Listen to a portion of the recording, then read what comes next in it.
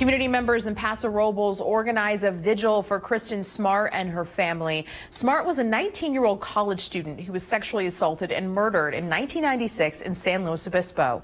Toward the end of the vigil, candles were lit to support the family. The San Luis Obispo County Sheriff's Office is still searching for her remains.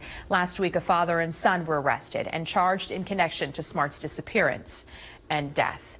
But students who attended Cal Poly during this dark time have been following the case closely for years. They were just college kids back then, but today they want answers for their friend as adults. One of those former students lives right here in Riverside County, and he spoke exclusively with our Kitty Alvarado on what this arrest means to him.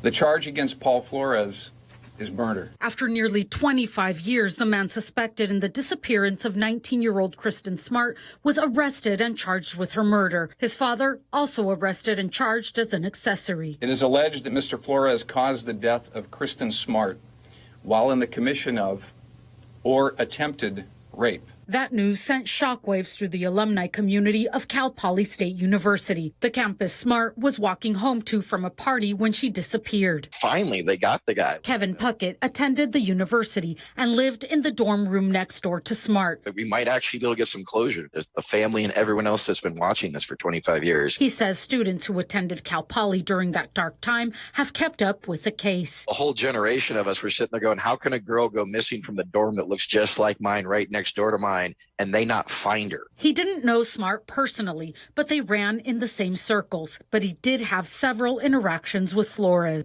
Even when you told him it was time to go, he didn't get that he didn't make friends with that, his attitude and demeanor. Socially awkward is the best way I could put it. After Smart disappeared, the student suspected Flores. Who was the one that walked at home? Paul Flores. You mean that one guy? Yeah, the one guy we met. That was the guy's like, oh, scary to everyone that like a guy could just be walking around when everyone really felt that he had to have been the one to do it. Still, the FBI interviewed everyone who lived nearby, including Kevin. Do you remember seeing a pair of purple panties in the garbage dumpster outside your dorm was one of the questions the FBI asked.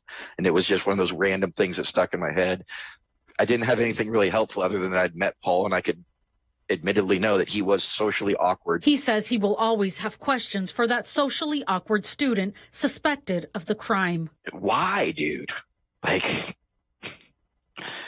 Now a father himself who's also suffered the loss of a daughter, he sees the Kristin Smart case in a whole new light. The fact they've not found her body tugs at his heart. It's even worse, and I can't imagine it being even worse than it is for me. He's no longer just a fellow classmate. He's also a part of a group no parent should ever belong to. I'm one of the few people out there that truly understand the loss of a child.